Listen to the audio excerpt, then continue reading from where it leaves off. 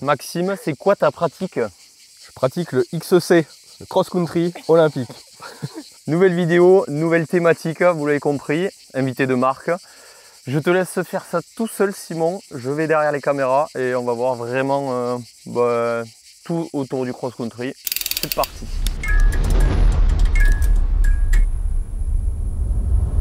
Bon Maxime, merci de nous avoir rejoints pour cet épisode. Ce premier épisode sur c'est quoi ta pratique. Forcément, pour nous, on ne pouvait pas trouver mieux. Franchement, tu vas te présenter. Nous, on te connaît forcément. Vas-y, rapidement. Maxime Marotte, jeune retraité. Donc, j'ai arrêté Roc d'Azur l'an dernier. Ouais. Et j'ai fait ça pendant sportif de haut niveau pendant 20 ans, sportif professionnel pendant 15 ans. Donc voilà, les classiques.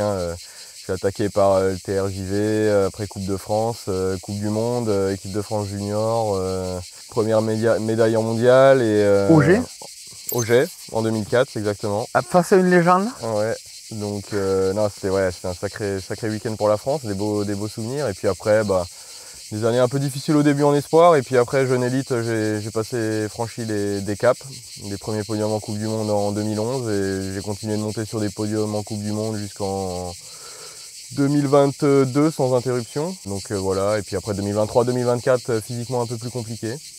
Et là, réorganisation. Et là, changement complet. Donc du coup, avec mon associé Mathieu Durand, qui m'a accompagné aussi durant ma carrière sur l'aspect contrat, tout ça. Ouais. On a monté le team Origine Racing Division. Et donc voilà, c'est mon taf depuis quelques mois et je suis bien occupé.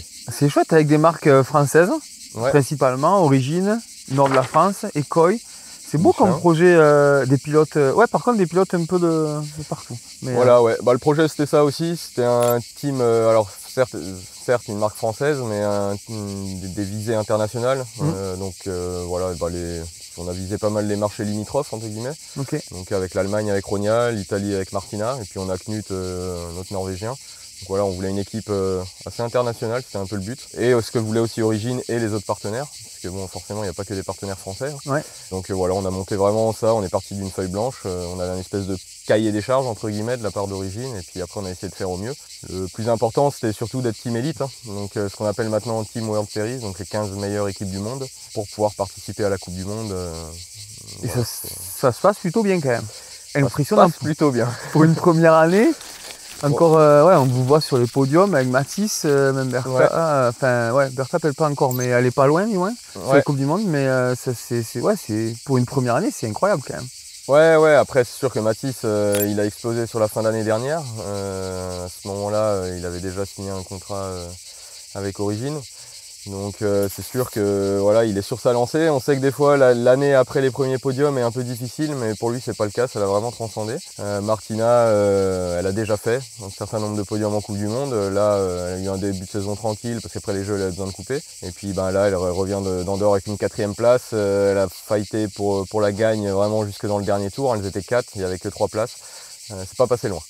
Moi je vois là, t'es à côté de moi, je vois que t'es quand même bien affûté encore. Je vois tes veines sur tes mollets là. Tu fais aussi encore du vélo. C'est quoi ton rôle maintenant dans l'équipe concrètement? C'est quoi team manager chez Origine? Il y a vraiment tout l'aspect organisation de l'équipe, back-office, organisation des voyages, tout ça qu'on fait avec Mathieu, parler avec les sponsors. Là on prépare déjà les années qui suivent. On continue de préparer la fin de saison, il y a encore plein de choses à organiser sur cette partie-là. Et puis après, moi, j'ai quand même une partie de mon boulot. Donc Mathieu, il est beaucoup sur le back-office, les contrats, parce qu'il est juriste de formation. Oui. Et moi, je suis sportif, même si j'ai eu un diplôme quand j'étais jeune, mais du coup, après, je suis plus pas mal sur le développement. Je passe beaucoup de temps à tester pour les marques, pour nos partenaires en fait. On va le voir avec ton vélo. Voilà, il y a pas mal de petits trucs qu'on peut montrer et qui sont du développement. Ouais, exactement. Ça, c'est cool. Et ça faisait partie du projet. C'est-à-dire que dans le projet, on leur a dit, il y a Mathieu qui a cette compétence-là et moi j'ai cette compétence-là. Donc je peux être pour vous un outil marketing et un outil de développement en plus. Donc le développement, c'est éviter que les athlètes ils passent trop de temps à faire ça en fait, parce que c'est très énergivore. En cross, les mecs, une fois que la saison est lancée, ils sont comme ça, c'est rouler, récupérer, voyager pour aller jusqu'aux courses. Et moi, je leur enlève cette charge. La décision finale, elle leur revient. Par contre, tout le travail avant, c'est moi qui le fais. Comme ça, après, eux, ils testent une fois. et on prend une décision. Ok. Mais par contre, moi j'ai vraiment avant fait le dégrossissage, quoi. Voilà, exactement. Ok. J'ai dégrossi le travail pour eux. Et sur les courses, on y viendra après, mais tu les aides aussi dans le travail des trajectoires et compagnie, tout ça? Je les accompagne aux entraînements. Maintenant, il y a chaque équipe, elle a quelqu'un avec eux sur piste, hein. Ok. Donc un coach technique. Et du coup, je les accompagne. Avant, je repère les lignes, après, je leur montre les différentes options, et puis je les filme. Pas mal. Je leur donne éventuellement des conseils. C'est à prendre ou c'est à laisser. C'est à chaque fois, je suis là pour eux. Donc s'ils n'ont pas envie de rouler avec moi, ils me le disent. Ouais. Ils disent non, là je vais faire un tour, je vais être seul, je vais être tranquille et tout. Autant les mecs, ils sont un peu plus comme ça. On roule 1 ou 2 tours et puis après ils sont focus. Les femmes, on les accompagne un peu plus. C'est un peu ce qu'on voit sur la Coupe du Monde. Par rapport à ça, ouais, elles aiment bien effectivement qu'on soit un peu plus présent et qu'on essaye d'aller gratter quelques secondes par-ci, par-là. C'est intéressant ce que tu dis parce que on va faire un peu un point sur l'histoire de la discipline du XCO. Je pense que c'est important parce que ce que tu es en train de dire, on l'imaginait pas il y a 20 ans, quoi. Enfin, un coach technique en XC, on a l'impression. Donc déjà, c'est quoi le XC? Basiquement, c'est quoi la définition de cette pratique? Le XC a pas mal évolué, hein, comme tu le dis, le sport a beaucoup changé. Maintenant, on est arrivé sur un format là, depuis une dizaine d'années qui tient, c'est-à-dire on est sur en gros 1h20 de course. Ouais. Des fois un petit peu moins, des fois un petit peu plus, mais c'est vraiment la cible. Et on fait ça sur un circuit de 3 km 5, 4 km. Voilà. Avec combien de dénivelé?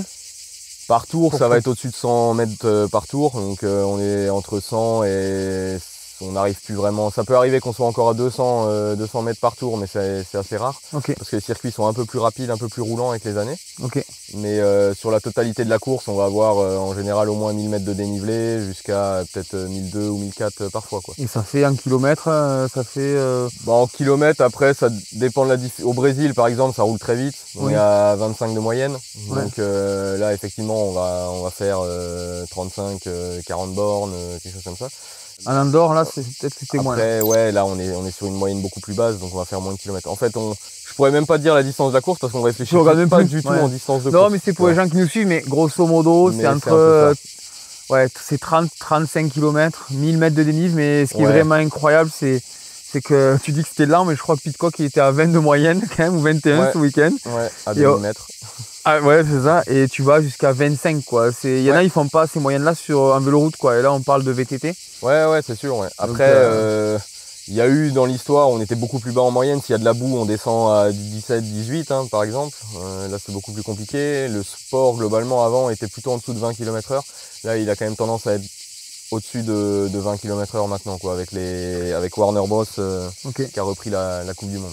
Ce qu'on n'a pas précisé, c'est un départ à mass start. Ouais. Tu pars d'un point A, tu reviens à ce point.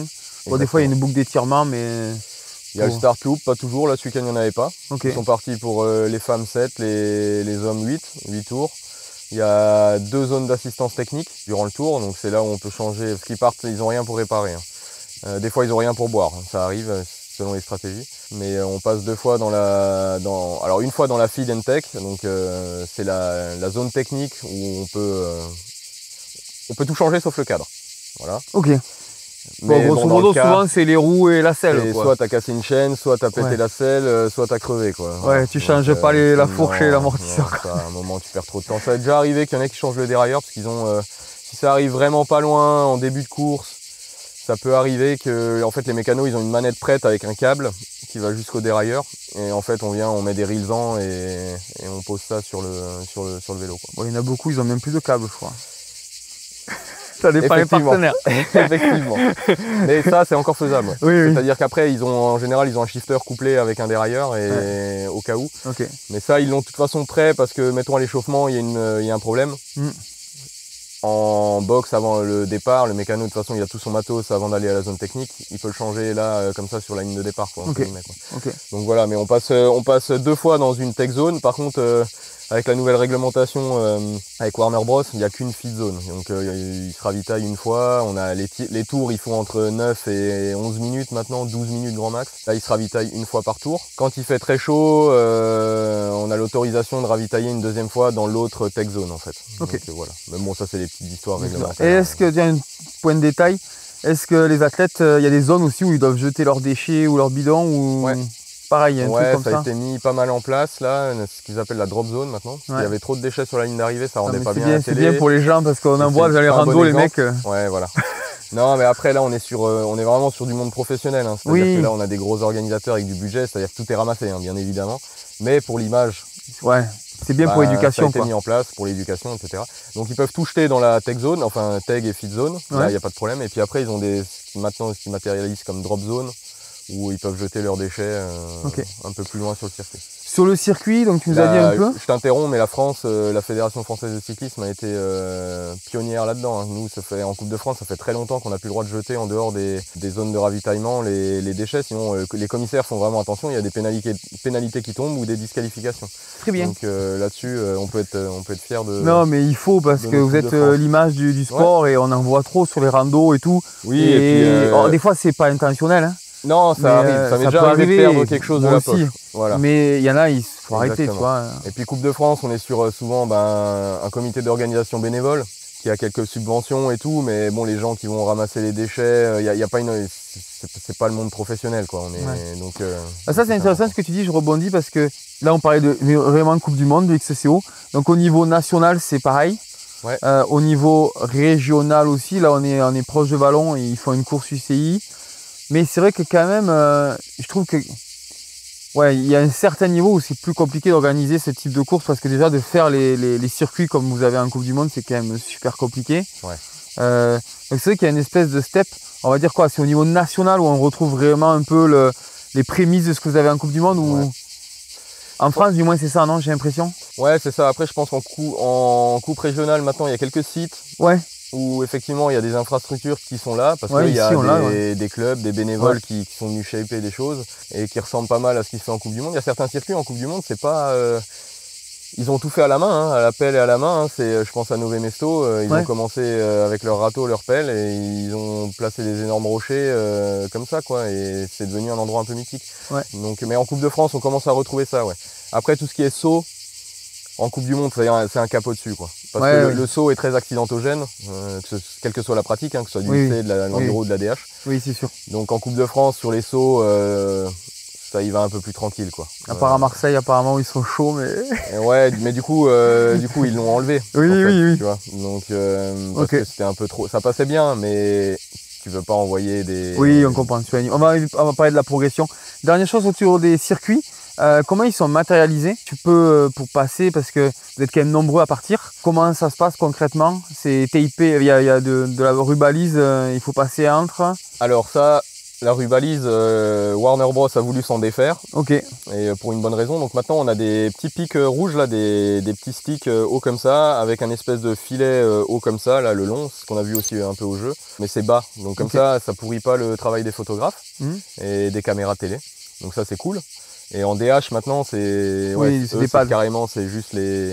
et vous, les- grosso modo, vous passez dans des zones larges et à T'as vous pas de le droit choisir de les sortir trajectoires. parce que finalement c'est un peu comme une rubalise à l'époque. Hein. Ok. Sauf que la rubalise, elle était à hauteur de ton guidon ou de tes Et bras. tu peux pas passer quoi. Ouais, mais tu pouvais la pousser la rubalise. Ok, Tu sais, ok. notamment dans la boue quand tu allais chercher l'herbe Oui, entre deux piquets. oui. Parce que des fois les piquets sont assez éloignés. Ouais. Et ça, par contre avec ce système-là, on peut pas le faire. C'est au sol, t'es grillé. Non, tu peux pas la pousser. Si tu le fais, tu vas t'emmêler. Ok. Tu vas t'emmêler les pinceaux et si tu passes hors de cette matérialisation, tu peux être disqualifié en fait. Ok. Bon, on rebondit sur parler un peu de l'histoire de cette pratique parce que moi je la connais depuis plus longtemps que Ouais. toi. Je me souviens quand je voyais dans les années 90.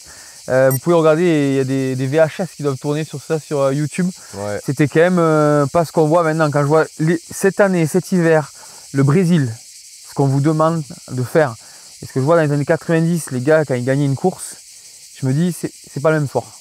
Non, ouais, ça a clairement beaucoup changé. Bon, le matériel a beaucoup changé aussi.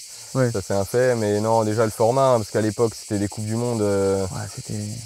Moi, mes premières Coupes du Monde, à l'époque, il n'y avait pas la catégorie espoir sur les Coupes du Monde. J'ai fait des courses de plus de 2h30, quoi. C'est ça, c'était beaucoup plus long, quoi. Alors, j'étais un quart d'heure de Julien, hein, mais Absalon. J'étais jeune, mais j'étais un des derniers à pas me prendre un tour. Mais j'ai fini à Spa, on était sur le circuit Spa-Francorchamps. Il y avait une Coupe du Monde là, côté du circuit, quoi. Et ouais, j'ai fini en 2h35 ou 2h40, hein, quelque chose comme ça. Ouais, donc dans la boue. 1 heure de moins d'effort, Voilà. quoi. Ça change beaucoup. Donc avant, je me souviens plus de la réglementation dans les années 90, mais on était sur des efforts tout aussi longs, voire légèrement plus. Et puis après, il y avait une règle de 2h15 maximum. Ouais. Et ensuite, moi j'ai connu cette transformation du sport où on est passé sur des efforts effectivement 2h15 maximum à maintenant c'est 1h30 grand max, quoi. On n'est plus du tout, c'est plus le même sport, c'est plus pareil, les circuits sont complètement différents. Avant c'était des longues montées, on les voyait, Ouais. ce que tu disais en off, monter dans la prairie pendant une plombe, un truc. Des d'enfer, braquets énormes. Voilà, ouais. Et ça, Beaucoup ouais, de tactique aussi, hein, et du peloton. Bah, la course était plus longue, donc ça s'excitait peut-être un petit peu moins au départ. Ouais, ouais. C'était des fois un peu plus large, un peu plus roulant, un peu moins technique, donc tu arrivais peut-être à rester un peu plus groupé. Ouais. Qu'on cherche à refaire. Oui, maintenant, oui, Maintenant. oui, on va y revenir sur le pas. Mais voilà, on était vraiment sur quelque chose de différent. C'est quoi qui a fait la bascule? Moi, j'ai l'impression que c'est l'arrivée de la discipline dans les Jeux Olympiques. C'était quoi? C'était Atlanta? Ouais. Non, c'était Atlanta, 96. Ouais. ouais, 96, c'est ça? Ouais. J'ai l'impression que ça a un peu le projecteur, quoi, sur la discipline. Il fallait bien que ce soit un peu plus visuel, non? Je pense que c'est le moment où on s'est rendu compte de la difficulté à médiatiser notre sport. Ouais, ok. Avant, c'était les années twist, hein, on va dire. Coupe du Monde, ça a commencé en 1990, le premier classement général de la Coupe du Monde. Et bon, le sport se développait, c'était fun, il y a eu un engouement, etc. C'est toutes les années 90 comme ça. Mais je pense que les Jeux, ça a crédibilisé le sport. Parce que quand on va aux Jeux, on est un sport pro, pas forcément professionnel, mais on est un sport reconnu, un sport olympique. Ça amène beaucoup de choses dans un sport, notamment le financement des gouvernements, oui. ce qui aide beaucoup les athlètes. Et puis à ce moment-là aussi, on se rend compte de combien ça coûte de filmer en fait. Parce que quand on est au jeu, le diffuseur des Jeux Olympiques, il regarde combien ça lui coûte. Combien ça lui coûte, c'est combien tu as de caméras en fait. En gros, c'est ça. Ouais. C'est à peu près ça. Et éventuellement construire les infrastructures. Mais construire des stades, c'est ancré, il faut le faire. Construire des pistes de VTT, c'est moins ancré. Et là, on rajoute un gros budget aussi. Donc là, à un moment ça allait parce que c'est les années 90, donc le sport était en pleine explosion. Ouais, il y avait du budget. Et puis après, à partir de Sydney, Atlanta, ça a commencé à être compliqué. Il y a eu Pékin. Pékin, c'était open bar sur le budget. Et c'est le sport, à Pékin, le VTT, le sport qui a coûté le plus cher aux Jeux Olympiques. Mais non. En termes de... Si je me souviens bien, c'est Yvon Vaucher qui m'avait dit ça. En termes de caméras, il y avait 50 caméras, je crois, enfin un truc faramineux. Alors nous c'était top, hein, on a eu le doublé français, ah ouais, c'est ça, magnifique. Ah oui. Mais par contre derrière, c'est là qu'il y a eu une énorme bascule entre le modèle Pékin et le modèle Londres, où on était sur un circuit plus roulant, plus compact, beaucoup plus visuel, avec la nécessité de réutiliser la piste après. Parce qu'on peut toujours rouler sur la piste de Londres. C'est devenu un trade center, quoi. Ouais. Donc là, il y a vraiment eu, c'était mes jeunes années, fin espoir, début élite, c'est là qu'il y a eu la transition vraiment sur un format plus télévisuel, et après l'arrivée de Red Bull qui avait repris la diffusion de la Coupe du Monde, qui a amené beaucoup de choses aussi. Et puis là, depuis 3 ans, Warner Bros qui fait encore passer un cap au sport, mais clairement, il y a des choses dans le VTT qui sont pas vendables en dehors du passionné en fait. Ouais, je comprends. Pour la niche là. Voir Julien Absalon gagner avec 2 minutes d'avance, ça intéresse personne. Sauf nous Français. Exactement. Ou le spécialiste parce qu'il apprécie la beauté de l'effort, même quand Nino y gagnait tout le temps, ils veulent pas. Non. Ça à la télé, c'est pas vendeur. vendeur. Oui, ce qu'on veut voir, c'est là la fight. On veut voir de la fight. On veut voir de la fight, voilà. Faut que ce soit. Et puis la fight du début à la fin, quoi. Exactement. Pas les 3 premières minutes et les 3 dernières, c'est fight.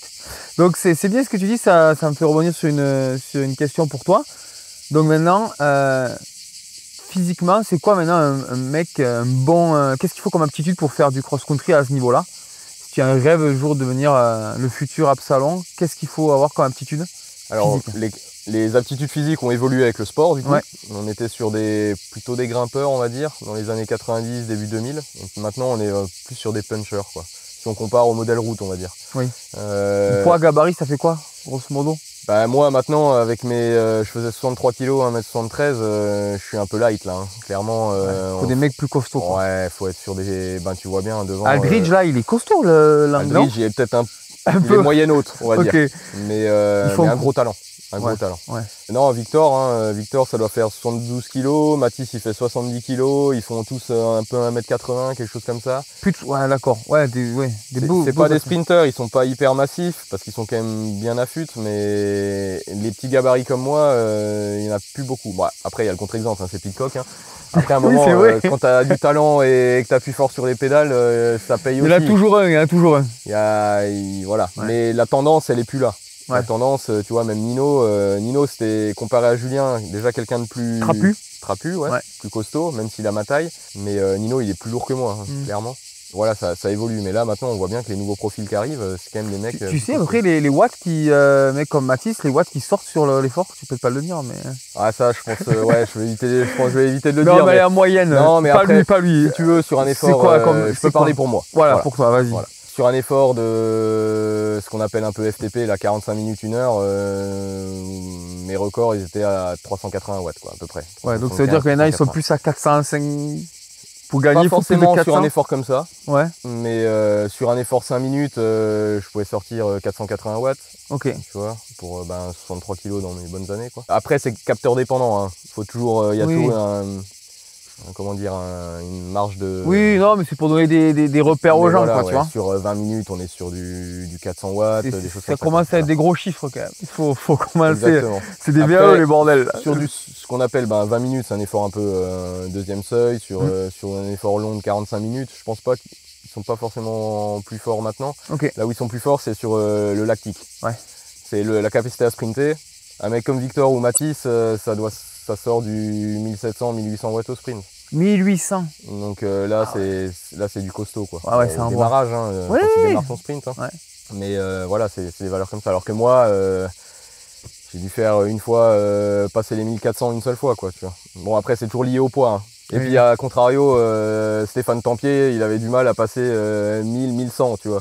Parce que c'était pas ça, lui, c'était vraiment le pur grimpeur, quoi. Ouais. Steph, si tu regardes, m'en veux pas d'avoir dévoilé tes valeurs. C'est bon, il est aussi au repos. Voilà. C'est aussi un vieux, mais voilà, c'est un peu ça, quoi. Okay, donc après. Donc il faut être explosif. Il faut un moteur mais être explosif. Je pense qu'en équipe de France, bon, je vais pas trop m'avancer. Pareil, j'ai pas les datas de tout le monde, mais je pense qu'en équipe de France, t'es obligé d'être au-dessus de 80 de VO2. Tu vois. Ouais. Moi, j'étais toujours en forme, j'étais toujours entre 83 et 85 de VO2. Et ça, quasiment toute ma carrière. Okay. Donc, je sais qu'il y a des athlètes de l'équipe de France qui sont encore au-dessus. Voilà, c'est dans ces zones-là, quoi. Mais après ça, on n'y arrive pas. Une VO2 comme ça, on l'a pas à 12 ans. Non, on va revenir à la progression. Ouais. Donc, mais voilà, ça veut dire que c'est quand même un sport où la VO2 est importante. Il faut quand même des grosses VO2. C'est compliqué comme sport, quoi, finalement. Mais il faut cette filière explosive, cette filière lactique, qui est devenue prépondérante dans notre sport, cette capacité d'accélération pour se placer avant un single track, pour partir vite, pour être devant dès le départ, pour être capable de finir au sprint, parce que maintenant tu finis souvent au sprint, au short track tu finis tout le temps au sprint. Ah bah oui. Donc tu vois, donc faut être fort sur ces efforts là, sur du sprint et sur du 30 secondes, 1 minute, quoi, sur des efforts un peu au-dessus de la PMA, quoi. J'ai écouté une interview de Van Der Poel, qui est quand même, Mathieu Van Der Poel, c'est quand même le champion de cyclocross et de route, c'est la méga star. Ouais. Et il disait que le VTT, c'était peut-être pour lui la filière énergétique la plus dure. Ouais. Il trouvait que c'était beaucoup plus dur que le cyclocross et même que des classiques type Paris-Roubaix, à cause de ce que tu dis, cette capacité à avoir de la VO2, de l'explosivité. Toi, tu penses que c'est devenu vraiment ultra exigeant, quoi.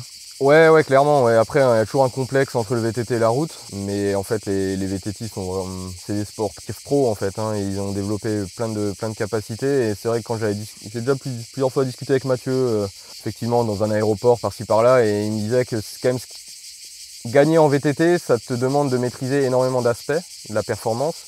Et il dit, de toute façon, si t'es pas là dans les 10 premières secondes de la course, déjà, ta course, elle est déjà à moitié morte, en fait. Ouais.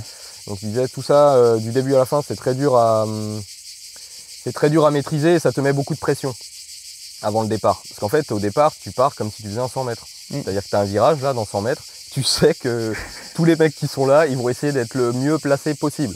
Donc les gars qui sont derrière, ils vont tout faire pour te rouler dessus. Et les gars qui sont à côté de toi, ils vont tout faire pour te serrer, quoi, tu vois. Donc en fait, il faut être capable de sortir vraiment fort.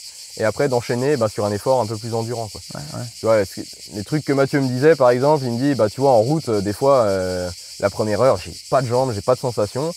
J'attends et puis je tente un truc à la fin et des fois ça me débloque et puis j'arrive à marcher. Milan-San Remo, c'est ça. Cette pression là au départ en fait. Milan-San Remo, ouais. T'as le temps. Il faut 250 bornes, il s'excite les 50 derniers. Voilà. Quoi. Après je dis pas que c'est plus dur, moins dur à gagner, c'est juste différent. Non, voilà, mais c'est ça. Mais le VTTiste doit maîtriser pas mal d'aspects. Et on en vient l'aspect technique aussi. Ouais, exactement. Alors là aussi le panel il a bien changé parce qu'on parlait des années 90, tu avais des pseudo-pros sur route qui venaient et qui mettaient la fessée aux purs VTTistes. Aujourd'hui, j'ai l'impression que, on parle de Mathieu, il est venu sur une Coupe du Monde, il a compris que techniquement, il n'était pas au top, je crois. Bah là, entre Tokyo 2020, Glasgow, donc championnat du monde 2023 et Nové Mesto cette année, il a ramassé. 3 fois, il a abandonné sur chute. Ouais. Donc bon après, je sais pas exactement ses plans d'entraînement, etc. Donc c'est dur de m'exprimer par rapport à ça. Et puis peut-être qu'il y a une notion de pas de chance qui peut aussi des fois arriver. Hein. Mais techniquement, il faut gérer. Ce que je vois moi de l'extérieur, c'est que il a fait beaucoup moins de VTT, qu'il a tenté sur des one shots et que ça n'a pas fonctionné. Voilà, ça c'est ce que je vois. Lui, il peut peut-être l'expliquer d'une autre façon, mais en tout cas, c'est mon œil là-dessus. Et à contrario, on a Pidcock, lui, on sait qu'il fait du VTT. Peut-être qu'il le poste pas sur les réseaux sociaux. Mais il a fait à beaucoup. Chaque fois que je suis allé plusieurs fois à Gironde m'entraîner, je l'ai croisé en VTT. Par contre, c'était pas marqué parce qu'il poste pas beaucoup sur Strava, il poste pas beaucoup sur les réseaux, donc on le sait pas. On sait aussi qu'il fait du bike park. Ça c'est pareil, mais les gens le voient pas. Donc Pidcock, quand il arrive en VTT, il a préparé le VTT. Et Mathieu, quand il a gagné en VTT, il avait quand même préparé vraiment le VTT. Donc, moi je vois là la révélation de cette année pour moi, c'est pas une révélation pour le grand public, c'est Belvins. Ouais. Et c'est un mec, si on connaît un peu son parcours, il est ultra talentueux. En BMX et tout, c'est un fou. Bah, il vient du BMX. Hein. Il vient du BMX. On voit techniquement ce qu'il peut faire. Ouais, clairement. Voilà, après tu vois Mathieu et Pidcock, Van Der Poel, Pidcock, on est vraiment sur on est sur des mecs ultra talentueux. Oui, faut pas l'oublier. C'est des mecs, ils ont la technique en eux et ils ont pas grandi sur un vélo de route. Ils ont fait du cyclocross, ils ont fait du VTT. Il y a des vidéos de Van Der Poel qui fait du champ de bosse quand il était jeune. Donc c'est des gars qui sont passionnés de vélo dans son ensemble et ils sont pas cantonnés à la route. Donc c'est un raccourci de dire que c'est des purs routiers en fait. C'est pas vraiment le cas. Ça c'est top, ça me fait rebondir sur l'autre question. C'est là on a parlé vraiment des meilleurs qui maîtrisent finalement tous les spectres, physiquement, techniquement du cyclisme. Comment on fait pour commencer cette discipline et comment on fait pour progresser quoi? Là, on est sur une base d'un club de vélo où ils accueillent des gamins de 4-5 ans. Il y en a qui arrivent un peu plus tard, ils veulent devenir comme toi ou comme Pidcock. Comment on fait quoi pour avoir un... Je pense que les clubs français et tout ce qui a été mis en place par la Fédération française de cyclisme depuis 30 ans, donc au travers des TFJV, TRJV, etc. Trophée régional des jeunes VTTistes. Voilà. Pour moi, c'est la base du succès français en VTT à l'heure actuelle. Pour rappel, c'est multidiscipline en fait. Exactement, donc descente, cross, trial, et puis maintenant il varie un peu les disciplines. Donc tu as de l'enduro, tu as peut-être plus l'orientation. Non, je pense pas, mais oui, tu as pseudo-enduro ou rallye quoi. Ouais, voilà, c'est ça. Quand tu compares les nations, la France, on est la seule nation du VTT à être bon dans toutes les disciplines. Oui. Même la Suisse, ils sont très bons en cross, en DH, pas ça. En trial non plus. Voilà. Et ils sont très orientés cross-country culturellement. Nous, il y a ça qui est en place depuis 30 ans. 90, c'est pareil, c'est très rapidement. Hein. Et d'ailleurs, les Coupes de France, excusez-moi, c'est même ancré dans la discipline, parce que les Coupes de France de VTT à l'époque, on avait trial, descente, cross-country. À l'époque de Taillefer et tout, début 90. Et en Coupe du Monde, on voyait des athlètes qui doublaient la DH, Thomas et compagnie. En France, c'est culturel de tout faire. C'est culturel, et en tout cas chez les jeunes. Ce qui ressort vraiment, c'est que Loïc Bruni, il a la caisse. Physiquement, c'est des mecs solides. Donc ça sert aussi en DH. Faut pas croire que la DH c'est juste descendre comme un taré. Ces mecs-là, faut qu'ils soient prêts physiquement, qu'ils comprennent l'entraînement, qu'ils n'hésitent pas à aller faire des bornes sur route et tout. Et en fait, tous nos Français, techniquement en cross, ils sont en descente, ils sont tous bons quoi. Et c'est pas un hasard ça. Ça c'est pas un hasard. C'est ce qui a été mis en place. Et en fait, ce championnat là pour les jeunes, c'est incroyable. Tu fais tout, tu tentes tout. Alors t'as peut-être pas d'affinité avec certaines disciplines. Moi, le trial, ça m'énervait. Je perdais mes nerfs. J'ai balancé mon vélo. J'ai pris derrière une branlée par mon père, forcément. Mais voilà, ça m'énervait clairement. Mais par contre, ça m'a servi. Et oui. Et voilà, après, même si les jeunes ont plus d'affinité avec la DH, le cross va leur servir à côté. Ouais. Pour aussi maîtriser leur corps quand ils sont comme ça, par exemple. Ce qui arrive aussi en DH, quand tu es en fin de descente, les 30 dernières secondes. Moi, je connais Myriam Nicole, je l'ai encadrée sur les terres. Je te promets, elle faisait que descendre en cross, elle pédalait pas. En trial, elle savait pas lever la roue avant. Et quand tu vois le truc, et là, je l'ai recroisée l'année dernière au championnat du monde, elle était sur un entraîneur en train de pédaler, elle me dit, tu vois, le THV, ça m'a quand même aidé à comprendre qu'il fallait que je pédale en descente. Ouais. Donc, comme tu dis, c'est vrai que. C'est ça, ouais. Donc, faut pas avoir peur de commencer avec, en touchant à tout, quoi. Ouais. Faut pas rentrer et se dire, moi, je veux être Pitcock, quoi. Non, il y a pas. Moi, en trial, je me faisais démonter. Hein. Moi, ma première course, je l'ai gagnée à 17 ans. Hein. Ça faisait quasiment 10 ans que je faisais de la compétition. Donc, c'est pas parce qu'on gagne pas au début, qu'on n'est pas devant, qu'il faut pas, quoi. Moi, j'ai l'impression aujourd'hui qu'au vu de ce que vous avez besoin, tu sais pas faire du champ de bosse. Tu sais pas rouler en pédale plate, par exemple, déjà. Ouais. Tu vois, tu sais pas faire du champ de bosse. Tu sais pas lever ta roue. Mais t'es mort, hein, XCC, quoi. Juste si t'es fort, t'as des watts, t'as des super nombres, comme tu dis, mais tu peux pas t'en sortir sur un XCC Coupe du Monde, là. Non. Tu peux pas. Non. Non, on en revient à ce que je disais sur Van Der Poel et Pitcock, c'est qu'il faut pas croire que c'est des purs routiers, en fait. C'est pas du tout ça, en fait. C'est des mecs qui maîtrisent leur sujet techniquement. Alors des fois, s'ils actualisent pas ça, il y a des petites lacunes qui peuvent conduire au crash. Mais un mec, moi, quand je vais rouler à Gironde, par exemple, où il y a beaucoup de routiers que je connais, avec qui on peut aller rouler, ou même sur Aix-les-Bains où j'habite avec certains routiers, tu peux pas les mettre sur une Coupe du Monde de cross. Ils passeront pas. Ouais. Ils pourront pas passer. Ils pourront pas faire le circuit. Même pas arriver à faire le circuit. Ils pourront pas sauter ce saut. Ouais. Ils pourront pas descendre à un endroit raide comme ça. Donc voilà, c'est un fait. Donc ouais, faut tout bosser. Il n'y a pas que le physique. Nous, c'est un sport où la technique, elle est quand même hyper importante. Et effectivement, si tu sais pas sauter une double bosse correctement, tu gagneras pas. Et si tu as plus de mal que les autres, tu vas laisser plus d'énergie et tu auras beaucoup moins de chances de gagner la course. Ouais. On a un ou deux encore. Le niveau est devenu assez homogène, mais il y a toujours un ou deux mecs qui sont un peu en dessous. Et eux, tu sais que tu perds des boulevards quand tu te retrouves coincé derrière eux en descente, mais tu les haïs, quoi. Tu vois, parce que derrière, tu sais qu'il va falloir que tu bouges les 5 secondes qui t'ont coûté. Et maintenant, 5 secondes en Coupe du Monde, c'est dur à aller chercher. Ouais. Les jeunes qui nous écoutent, donc commencez plutôt par la technique. Enfin, je ne dis pas que moi je suis pro technique, mais c'est plus facile quand tu es petit d'apprendre la technique que d'apprendre à 17-18 ans, quoi. Ah, clairement. Alors que s'entraîner et avoir la rigueur pour aller faire les séances d'entraînement, c'est plus facile de le faire après, quoi. C'est ça. Et puis, en fait, la technique, c'est du fun, en fait. Parce que je pense que tu parles à Victor, tu parles à Mathis, eux, quand ils montent sur le vélo, ils sont contents de monter sur leur vélo, ils rigolent. Et Mathis, des fois, je suis obligé de le calmer un peu parce qu'il me fait un saut de l'espace, il me fait des magnoles à 50 à l'heure et des trucs comme ça. Et moi, du coup, je suis un peu comme ça à côté. À me dire, il va se ratatiner ou, tu vois, mais il garde le fun, il s'amuse toujours sur un vélo. Et ça, c'est la base. C'est toujours ce que j'ai dit, c'est que le plaisir, faut toujours qu'il soit là, faut qu'il reste. Et pour moi, le plaisir en VTT, ça passe quand même beaucoup aussi par la technique, par je vais sauter le truc que j'avais encore jamais sauté. Il y a des bosses derrière, il y a un pump track. Moi, je me souviens de Victor, tout petit, il pouvait pas rouler. Il avait une trottinette et il faisait des 3-6 et des flips dans un skatepark, quoi. Ouais, c'est ça. Donc, un point important, moi, c'est bien ce que tu dis, ce que tu déconstruis, parce que souvent, on a des jeunes, ils veulent d'abord le physique, c'est la technique. Un autre point que j'aimerais vraiment éclaircir avec toi, parce qu'on pense qu'il fait beaucoup. Je pense qu'il fait beaucoup, il y a eu une grosse évolution, mais il faut en parler, c'est le matériel. Ouais. Qu'est-ce qu'on a besoin pour commencer en cross-country jusqu'à au niveau Coupe du Monde? Parce que tu m'en as parlé un peu, tu as dit qu'il y a eu des évolutions matérielles. Après, moi, je veux toujours un peu temporiser, j'ai l'impression que des fois, il y en a où j'ai l'impression qu'on peut acheter des vélos proches de ce que tu peux avoir en Coupe du Monde, mais ça ne fera pas tout. Si tu n'as pas travaillé ta technique et ton physique, le vélo à 15 000, il va pas te... Mais parle-nous un peu du matos. Je pense que jusqu'à ce que tu arrives peut-être en cadet, tu commences à regarder un peu plus le matos. Mais déjà, jusqu'en cadet, je pense pas que le vélo fasse grand-chose sur la performance générale, quoi. On est dans des gains marginaux. Ouais. Voilà. Ce qui compte, c'est la qualité du bonhomme dessus, en fait. Ouais, voilà. Donc je pense qu'on peut avoir un hardtail entrée de gamme et mettre la pilule à tout le monde, en fait. Je pense vraiment, chez les jeunes, c'est pas un problème. Ouais. Par contre, ça peut être une excuse.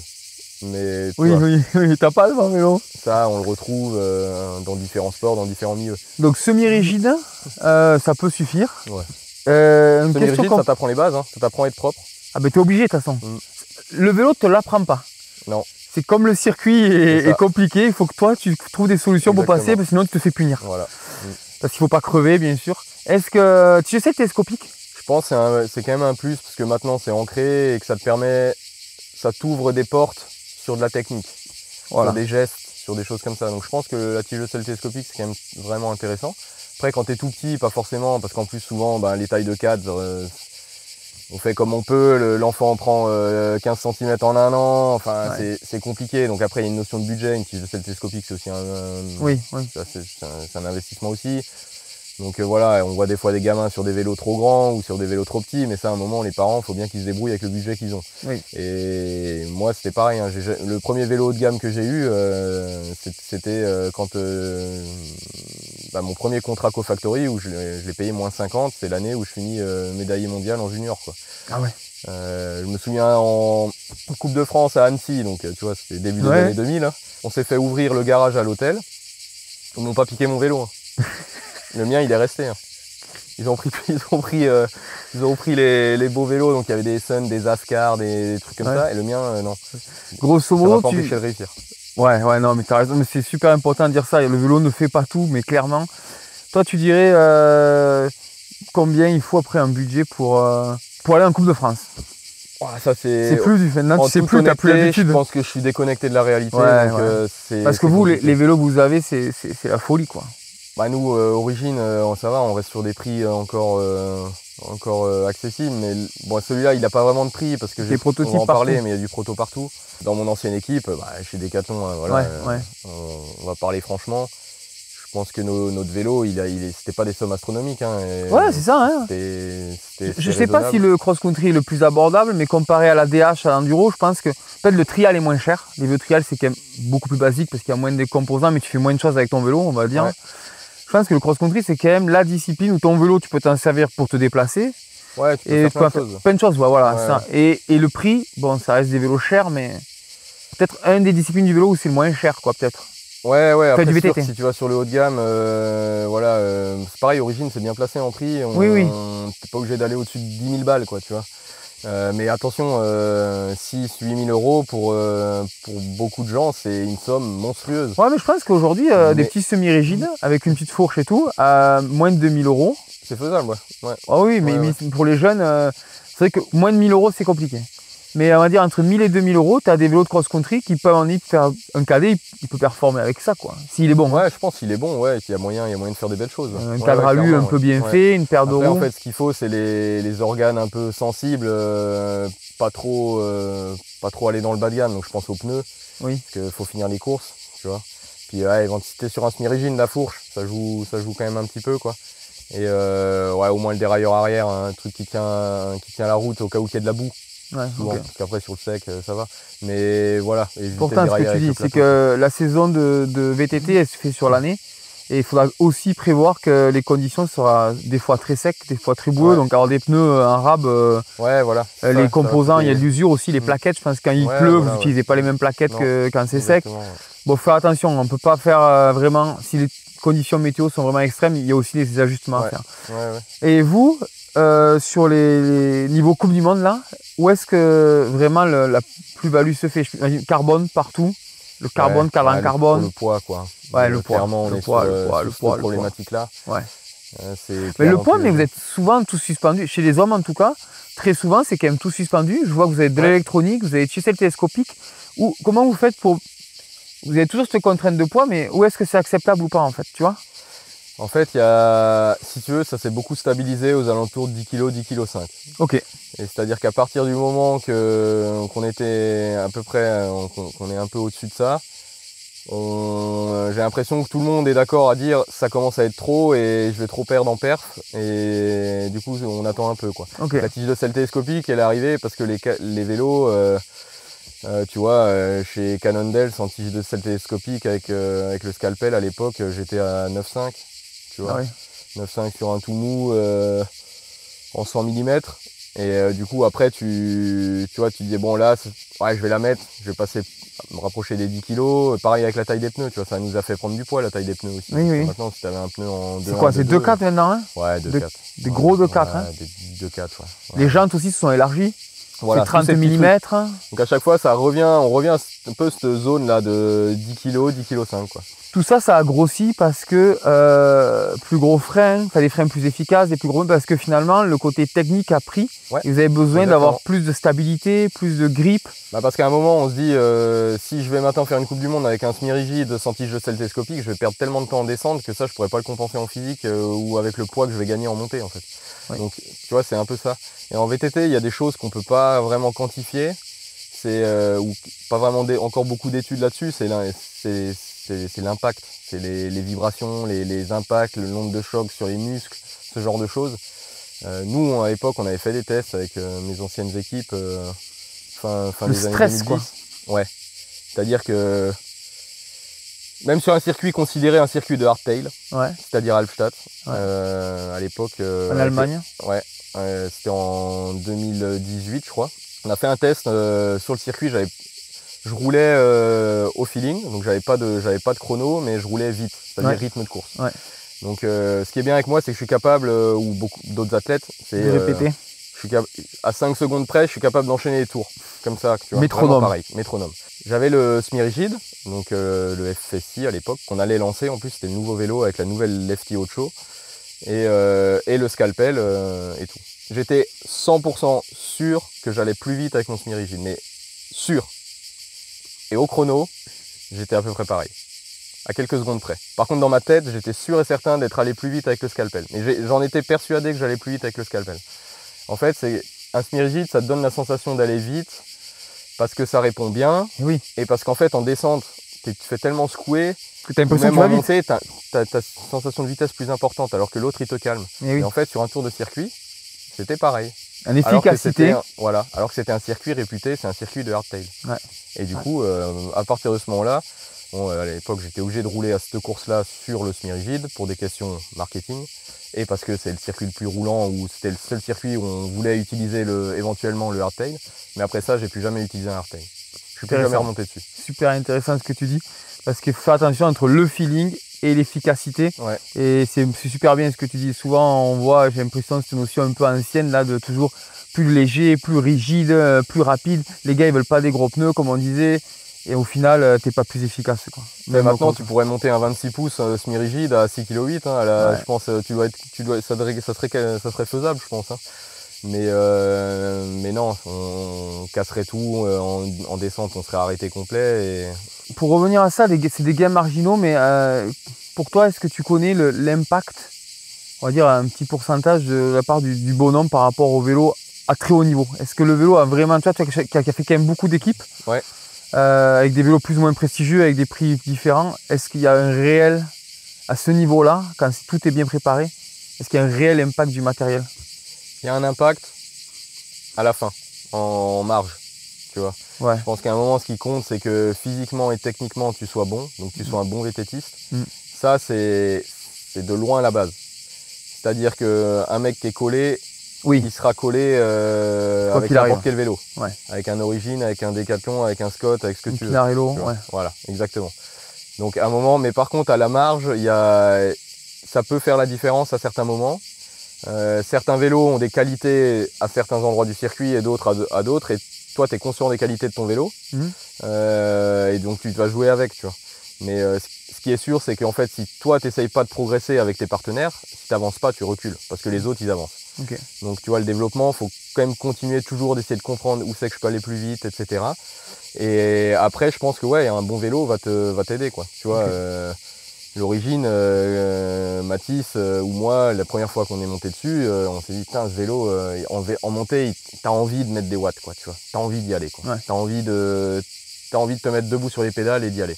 Tu vois, et ça, c'est pour un crosseur, c'est... Et toi, cool. Après, c'est ton taf d'optimiser, là, c'est ce qu'on voit, d'aller chercher ouais. Pour que finalement le vélo il soit bien toute l'année, toutes les conditions. Ouais. T'es pas un vélo trop extrême. Ok. C'est ça. On va parler un petit peu de ton vélo. Ouais. Parce que là, c'est des gains marginaux, mais dis-nous un peu sur quoi tu travailles. Moi, j'ai énormément de questions tout le temps. Je veux commencer par là parce que je ne sais pas combien de fois par semaine, pour toutes les disciplines. C'est la taille des pneus et la pression des pneus. Alors, je ne sais pas si c'est important pour vous à Si, bien sûr. Ouais. Bon, après, gains marginaux, quand on a tous des vélos de ce niveau de gamme, c'est sûr qu'on va chercher dans le détail. Hein. Oui. Après, quand tu passes d'un moyen de gamme à un vélo haut de gamme comme ça, tu vas forcément sentir une différence de performance notable, notamment sur les chronos, sur ce genre de choses. Hein. Donc c'est pour resituer par rapport à ce que nous on fait. Donc par rapport cette course en permanence, cette course entre les équipes pour avoir le dernier truc, la dernière évolution, le dernier petit truc. Clairement, nous, tout ce qui est pression de pneus, c'est la base. Okay. Tu arrives sur un circuit, tu connais tes pressions, mais habituelles, on va dire, mais tu l'adaptes en fonction du circuit, quoi. Là, on revient d'Andorre. Andorre, en général, t'en mets un poil plus parce qu'il y a des pierres comme ça, des racines énormes. C'est un champ de mine, quoi. En descente, c'est comme ça parce que t'es à 2000 mètres, donc tu te laisses un peu de marge. Là, en ce moment, bon, je roule sur des pneus Michelin prototypes qui, si vous regardez les photos, tout ça, vous les avez peut-être déjà aperçus, mais un pneu quand même un très bon rendement qui va vite. Hein, la hauteur des crampons, ouais, c'est en gravel, il y en a, ils ont moins plus que ça. Oui, ça peut arriver, mais ça tient bien. Contrairement à ce qu'on peut penser, ça tient beaucoup mieux que ce que tu pourrais penser comme ça. Mais là, je roule ce week-end en Andorre, j'ai mis 1,15, 1,20. 1,15 devant, 1,20 derrière pour les entraînements. Je cours pas. Hein. Oui. Je crois que Mathis était à 1,20, 1,25 il me semble. Les filles, Martina, elle est descendue à 1 bar devant et 1 bar 10 derrière. Un tubeless?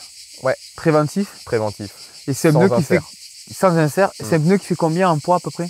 Tu sais? Une fourchette, hein? Peut-être te le dis pas, mais ça fait quoi? Ça fait 600, 800? Non, là, sur des pneus en 2.4, la plupart des pneus, c'est entre 700 et 750. Voilà, ça va. Ouais. C'est assez précis. Non, mais c'est pour montrer que c'est des carcasses très légères quand même. Tu peux avoir des carcasses plus light, tu peux descendre jusqu'à 650. Mais là, en dehors, non. Okay. Tu pas vas pour crever. tout le monde. Hein. 1 kg avec des pneus à 750 grammes. Si vous n'avez pas leur niveau technique, c'est sûr que vous allez crever. Hein. Il y a des chances. Après, ça dépend de ta jante aussi, de ta roue. Okay. Voilà. Oui, c'est le combo. Toi, tu bosses avec eux aussi. Donc, Michelin, tu m'as dit que tu bossais avec eux. Tu bosses aussi avec eux. Un gros travail tout l'hiver avec eux. Voilà, je pense qu'il y en a qui aiment bien observer ce qui se fait et tout. Vous avez dû voir pas mal de nouveautés sur nos vélos depuis le début de l'année. Puis après, il y a les choses qu'on voit pas, c'est-à-dire la carcasse. Oui, bien sûr. Les gommes, les carcasses. Voilà. Donc là, il y a beaucoup de travail avec eux. C'est hyper intéressant. Et bien sûr, les roues, Envy, Envy, c'est quand même une marque qui fait rêver par rapport à la qualité de ses roues. Avec des prix un peu élevés. Mais alors là, pour le coup, il n'y a pas eu de développement. En fait, les M5 Pro, elles sont sorties l'automne dernier. Donc c'était plus leur donner des infos sur parce qu'ils n'étaient plus vraiment en Coupe du Monde par rapport à ce qui se recherche, ce que je pense des roues, etc. Et donc là, après, on prépare l'avenir. Qu'est-ce qu'on va faire ensuite, etc. Mais là, on a une paire de roues qui est quand même qui a 1,3 kg, 300 kg, qui est quand même déjà bien légère, mais surtout qui est très facile à rouler. C'est-à-dire en frontal. C'est souple. Tu prends pas tout dans les bras et tout. Par contre, ça relance quand même bien. Mais vraiment, quand tu es dans le défoncé, tu arrives à garder ton cap. Elle absorbe bien. C'est des roues de série, les gens peuvent les acheter? Celle-là, le Cerceau. Stock. Celles-là, elles sont stock. Les athlètes, là, en ce moment, ils ont que du stock. On travaille peut-être sur des choses. Je ne peux pas tout dire non plus dans la caméra, mais voilà, sur la suite, quoi. Mais par exemple, tout ce qui est roulement, le ratchet derrière, c'est optimisé. On a pas mal parlé, notamment des ingénieurs d'Envy qui est à Annecy, hein, donc Jérôme Fantin, que je salue, qui nous a donné aussi toutes les dernières infos qu'ils ont, parce qu'ils bossent avec UAE, hein, donc avec Pogacar sur la route, donc tout ce qui est friction, c'est vrai que sur route, le rendement, tout ça, c'est hyper important. C'est très important chez nous aussi, donc du coup, tel roulement, tu mets tel produit dedans, tu fais ça, et puis 2-3 petits trucs en plus, quoi. Tu vois. Ça, c'est pour les mécanos, ça. Ça, c'est pour les mécanos. Nous, on va pas donner tous nos secrets, mais par contre, voilà, Envy nous a beaucoup aidé sur cet aspect-là, un peu friction, de ce côté-là, et puis après, on leur a posé des questions sur de l'aérodynamique, sur des choses, sur plein de trucs. C'est pareil, c'est des infos que je vais pas donner parce que elles sont hyper intéressantes. Vous en êtes là, quoi. Même commencer à... En short track, tu arrives au sprint à Nové Mesto, tu sprintes à 45 km/h, 50. Donc l'aéro est important. Dépend du vent. Donc l'aéro est important sur un format comme ça. Si, comme au Brésil, tu roules à 25 de moyenne, faut pas croire que l'aéro ça commence à 50 à l'heure ou 40 à l'heure. Non, il y a déjà des choses qui se mettent en place et on le voit avec des paires de roues, mes paires de roues de route, Envy. Tu te rends compte qu'en fait, avec des roues en 50 à 20 km/h, ça va vraiment bien quoi. Donc sur le vélo, je pense sur vous alors, parce que quand tu vas sur route, les casques, les lunettes, les chaussettes, les tenues, tout, l'aéro partout. En VTT, s'il fait pas trop chaud, tu vas jouer l'aéro, même si c'est marginal. Tu le fais, c'est toujours ça de gagner. Quand il fait plus chaud, c'est le cooling. Donc c'est-à-dire vraiment des maillots perforés, cuissards perforés pour évacuer le maximum de calories. Pareil pour le casque. Pour l'aéro, le casque est super important. Mais en VTT, ce qui compte, c'est surtout que tu surchauffes pas. Donc effectivement, dès qu'il fait un peu chaud, au-dessus de 20 degrés, il vaut mieux penser surtout à ventiler en fait. Donc voilà, il y a plein de choses de ce côté-là niveau matos. C'est pour ça que on vous voit mettre à l'échauffement quand il fait vraiment chaud des gilets. Sur course, on ne voit pas trop vous arroser un peu, mais ça s'arrose quand on peut. Donc, quand on peut, oui, c'est parce que les zones aussi sont limitées. Mais oui, tu sais, maintenant avec le capteur de température que tu t'accroches au cardiofréquence-mètre. Vous avez quoi comme capteur sur le pilote? Sur le pilote, il y a une marque qui fait ça, c'est Core. Ouais, mais vous avez t'as le cardio. Le cardio, la fréquence. Ouais, et la température, les watts. La température et les watts. T'as trois. T'as ces valeurs, ces valeurs qui sont intéressantes pour les entraîneurs. Donc il y avait pas mal de recherches qui sont sorties sur la température corporelle.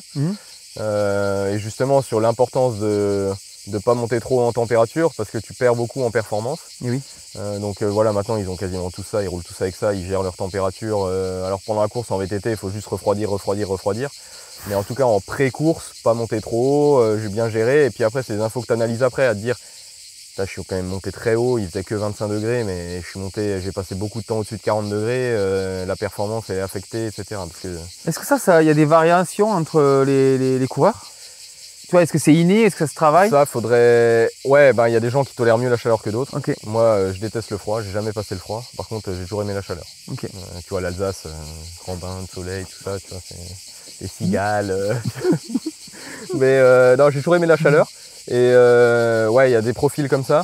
Par contre, les capteurs ont permis d'analyser, de comprendre un peu mieux.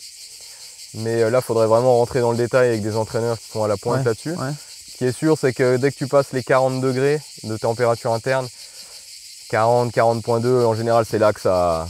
Tu serres le moteur. C'est là que tu serres le moteur, que tes performances, elles ont déjà commencé normalement à diminuer, mais c'est là que ça s'effondre vraiment. Ça tombe bien ce que tu dis, parce que concrètement, un athlète comme toi, quand tu étais au top, parce que tu vas pas me nous dire ce que font tes athlètes actuellement, je suis sûr, c'est quoi le volume d'entraînement que tu fais pour être un champion, gagner des Coupes du Monde, quoi? Là, encore une fois, ça dépend pas mal de l'athlète. Il y a un facteur dont on parle peu, c'est l'entraînabilité de l'athlète. Ah oui. C'est-à-dire que moi, par exemple, je suis un athlète qui tolérait peu les heures. Ah ouais. Mais très bien les intensités. Donc, toi, plutôt qualité que quantité. Beaucoup de qualité. Mais la quantité, c'était plus compliqué. Tu vois, moi, les semaines de 20-30 heures, ça m'affectait pas mal. Bon, après, en fin de carrière, ça va un peu mieux parce que tu prends de la maturité. Mais j'ai été sur des podiums de Coupe du Monde avec moins de 15 heures par semaine. Moins de 15 heures. Par contre, tu faisais beaucoup de qualité. C'est quoi la qualité? Je faisais beaucoup de fractionnés, C'est ça, représente... je pouvais très bien avoir juste une séance de 3 heures en sortie longue à l'époque. Bon, après, j'étais encore étudiant, donc tu jouais aussi avec ton calendrier, etc. Et tout le reste de la semaine, toujours un jour de repos. Moi, j'ai toujours eu quasiment un jour de repos par semaine, quasiment sûr. Et par contre, toutes les autres séances, c'était du qualitatif, quoi. Intensité. Et avec des séances très lourdes, quoi. Je pouvais monter à 3-4 séances très lourdes par semaine. C'est quoi très lourd pour toi? Pour les gens très lourde, c'est les efforts où tu es vraiment dans la souffrance pure, quoi. Tu vois, des efforts un peu PMA, seuil, éventuellement du lactique un peu long, tu vois, des trucs qui te tannent, quoi, tu vois. Pas ce qu'on appelle du sweet spot ou sur des intensités plus modérées ou ce genre de choses, quoi. Mais après, il y a des athlètes qui, au contraire, vont faire beaucoup d'heures et puis peut-être un petit peu moins d'intensité. C'est en fonction de chacun, en fonction du moment de la saison, de ce que tu prépares. Ouais, c'est ça. C'est pas parce qu'il y en a un qui fait 25 heures qu'il faut que tu le fasses, en fait. Ça a fonctionné avec certains, mais ça va pas fonctionner avec d'autres. Moi, à l'époque, 2011, les premières années où je monte sur des podiums de Coupe du Monde, je suis étudiant en master. J'ai pas d'aménagement. Donc j'ai l'emploi du temps normal et je jongle avec ça et j'étais là et fin de l'année, j'avais 13 heures par semaine en moyenne, tu vois. Ouais. Donc c'est pas beaucoup, quoi. Non. Et comment ça se gère sur la saison? Parce qu'avant on disait tu fais des gros blocs l'hiver, de fond, de machin. Vous, comment ça se gère là maintenant qu'il y a des courses tout le temps? Comment ils font les... Bah, l'hiver, il y a toujours cette période où tu fais un peu un reset, donc ils vont se reposer entre 2 et 4 semaines complets. Okay. Et puis après ils remontent doucement sur le vélo, ils en profitent pour faire aussi pas mal de techniques, bosser pas mal la technique, du fun, pump track, genre de trucs, qui ont moins le temps en saison où ils sont fatigués.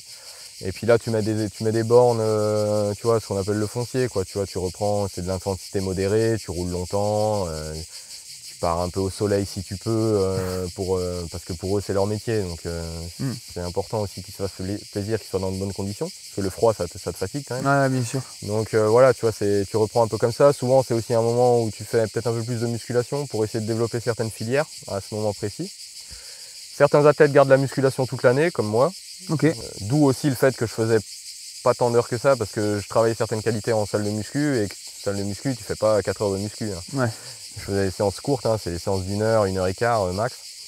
Et d'autres athlètes arrêtent la muscu en dehors de ça. Moi, perso, je pense que la musculation, il faut l'avoir tout le temps. Parce que sinon, si tu l'arrêtes, t'es courbaturé quand tu reprends. Et puis tu perds les qualités, c'est quelque chose que tu dois entretenir. Donc moi je croyais vraiment fort là-dedans, mon entraîneur aussi. Enfin, c'est même lui qui m'a enseigné ça, et y croire. Puis après, forcément quand tu te rapproches des courses, tu commences un peu plus dans l'intensité, mais tu vas pas commencer par te mettre du lactique comme ça en sortie d'hiver, quoi. Tu vois, tu travailles tu montes un peu crescendo, en tout cas en début de saison, sur les efforts, quoi. Tu vas commencer sur des efforts un peu plus modérés, et puis avant de passer aux efforts de très haute intensité, quoi. Okay. Et après, pendant la saison, tu as tes objectifs, donc en fonction de ça, tu construis en fonction de ça, quoi. Mais là, on pourrait faire un sujet que là-dessus. Non, mais c'est important ce que tu dis, c'est que la saison, elle n'est pas linéaire. Non. Tu as fixé des points. Non, mais ça, c'est bon, important pour les jeunes aussi. Ils ont envie d'être en forme. Tu vois, nous, on est dans le sud, il fait beau, il y a des courses à partir du 1er janvier. Les mecs, ils veulent gazer du 1er janvier au 30 novembre. Bon. Et non, c'est pas possible, ça. Pas possible. Voilà, non. Tu fixes et tu as des... pour les jeunes, s'ils sont s'ils sont en championnat régional, etc. Et souvent, le Graal, c'est un peu aller faire de la Coupe de France. Tu vois, tu peux dire, vas-y, il y a quelques Coupes de France dans la saison où je vais essayer là de faire un truc, par exemple, quoi. Et il faut pas lâcher mentalement aussi, parce que ça, je pense, je vois souvent. Il y a des steps, quoi, tu vois. Je pense que niveau régional, suivant les régions, il est très disparate. Et puis, tu arrives au niveau national, tu peux te prendre une claque. Tu peux être le meilleur cadet de ta région.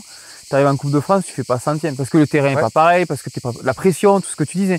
Il faut pas lâcher, quoi. Tu vois, tu vois, moi, ma première Coupe de France, c'était aux Herbiers en Vendée. Donc, on allait loin à l'époque. Je fais 108e. Très bon exemple. Tu t'es accroché. Je fais 108e. Cette année-là, après, je dois faire 80e à Font-Romeu. Je dois finir la saison peut-être avec une 50e place ou un truc, faudrait que je retrouve, mais un truc comme ça. Et tu vois, en cadet, c'était cadet, cadet 1. Et en cadet 2, ça se passait un peu mieux. Je me souviens de ça parce que j'ai fait 3 fois 22e. Il y avait 4 Coupes de France, j'ai fait 3 fois 22e et l'autre, j'ai dû abandonner parce que j'ai cassé un truc ou je sais pas quoi. Et en J1, t'es vice-champion du monde. Non, en J2. En J1, c'est là que j'ai passé un cap. Ouais. Première Coupe de France, je fais 5e. Je pars 100e et je fais 5. Mais en J1, après, ça a été un peu plus compliqué. J'ai pas refait ça de la saison, tu vois, j'étais plus navigué à la 10, 15e place, quoi, tu vois, un truc comme ça. Donc j'ai pas fait d'équipe de France. Et c'est en J2 là où ça s'est enchaîné. Après, je pense qu'il y a une notion de maturité physique aussi. Hein. Quand t'es cadet minime, il y a des mecs qui ont 2 ans d'avance, il y en a qui ont un peu de retard. Moi, j'étais plutôt sur celui qui a un peu de retard. Physiquement, dans le développement physique. Ouais, t'étais pas le plus grand et le plus costaud de la classe, quoi. Fin de cadet, junior, là, ça commence à s'équilibrer un peu. Et ça doit correspondre aussi à un petit peu ça. Mais par contre, ce qui est sûr, c'est que je me suis fait ratatiner un paquet de fois, quoi. À un moment, faut apprendre le métier. J'ai gagné ma première course à 17 ans. Et ouais. Ça faisait 9 ans que je faisais Non, de la mais on compète. parle souvent des exceptions, en fait. Des gars qui gagnent comme ça. Et on oublie que dans la vraie vie, tout le monde passe pas par ces étapes. Il n'y en a pas tant que ça, des mecs. Il y en a, il y a des mecs comme Absalon, ils ont commencé le vélo tard et ils ont tout gagné tout de suite. Oui, mais ça c'est. Il y en a un. Shorter, il a tout gagné jeune, etc. Et puis après, il y a plein de mecs comme moi qui n'étaient pas les meilleurs quand ils étaient jeunes. Oui. Par contre, on a réussi à le devenir plus tard. Donc, moi, j'ai jamais été le meilleur, mais on va quand même pas mal. Mais j'étais pas trop mal. Dernière question pour finir, parce que je sais qu'on peut y rester l'après-midi au soleil avec les cigales. Mais c'était important, je pense, c'est tu ne faisais pas que du VTT. Non. Tu as dit, il y a d'autres sports, quoi. Muscu, tu as parlé de muscu. Ouais. Salle de gym, quoi, ou chez toi. Ouais, salle. Pas mal salle. Route. Hein. Ouais, vélo de route, j'ai dû attaquer, pareil, cadet. Ok. Le voisin qui m'avait filé un vieux vélo. Course sur route ou Non. que de la route pour j'ai commencé s'entraîner? plus tard quand je faisais du haut niveau, quoi. Ok. Mais entraînement avec mon père, quoi. Ok. Ouais, les randos du dimanche et tu essaies de te ouais. mettre à... Ouais, comme ça, ouais. Parce que le dimanche matin, il allait toujours rouler avec ses potes et tu vas, quoi. Tu essaies de gratter les potes. Ouais. Après, quand j'étais étudiant à Chambéry, j'ai attaqué le ski de fond. Ouais, chose ski que de fond, j'ai quand même fait un peu toute ma carrière, pas beaucoup, mais un petit peu, ski de rando, ski de fond. Après, il faut aller avec tes affinités aussi, quoi. Ouais. Un petit peu de course à pied, trail.